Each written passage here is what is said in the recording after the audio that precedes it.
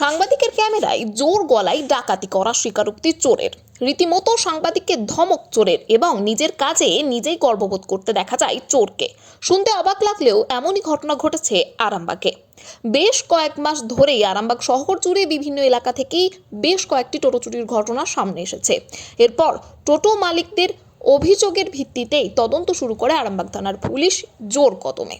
কয়েকদিন আগে রাতের বেলা পুলিশ সন্দেহজনকভাবে দুজনকে একটি এলাকায় ঘুরতে দেখে জিজ্ঞাসাবাদ করতেই তারা স্বীকার করে যে তারা টোটো চুরি করতে এসেছে এবং এর আগেও তারা আরামবাগ শহর থেকে বেশ কয়েকটি টোটো চুরি করেছে।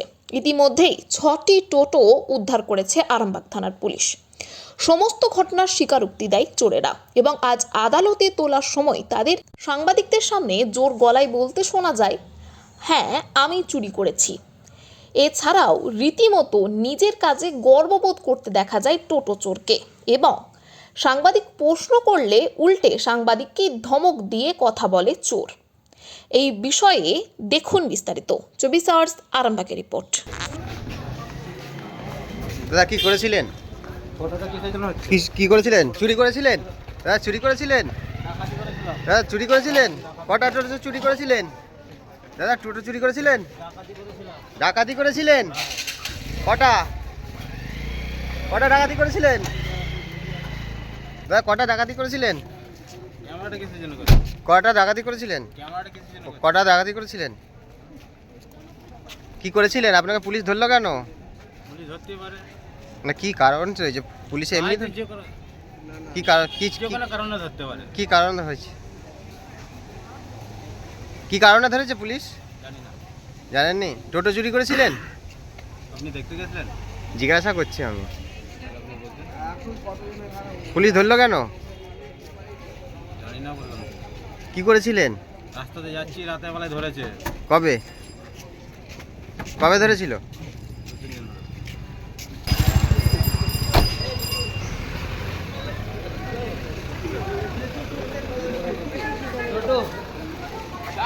হুগলি জেলা পরিষদ ও আরামবাগ মহকুমা প্রশাসনের উদ্যোগে 30শে জানুয়ারি থেকে 1লা ফেব্রুয়ারি আরামবাগের তেঘরিতে আন্তর্জাতিক গোসাই পরবের মেলার মাঠে শুরু হতে চলেছে 3 দিনের সৃষ্টিশ্রী মেলা ও খাদ্য উৎসব। সন্তানের পরে মন বসছে না, প্রচুর পরিশ্রম করেও আপনি আশানুরূপ পারিশ্রমিক পাচ্ছেন না, যার ফলে আর্থিক সংকট আপনার জীবনে দুঃখ এবং চাপের ছায়া ফেলেছে। দিনার ভারে জর্জরিত স্বামী স্ত্রীর মধ্যে প্রতিনিয়ত ভুল বোঝাবুঝি বেড়েই চলেছে।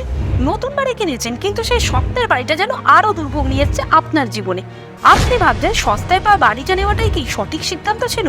এমনই সব দ্বিধাদ্বন্দ্ব এবং জীবনের কঠিন মুহূর্তে আপনাকে সঠিক পথে পরিচালিত করবেন আন্তর্জাতিক খ্যাতিসম্পন্ন স্বর্ণপদক ও স্বর্ণ মুকুটপ্রাপ্ত ডক্টর অজয় শাস্ত্রী।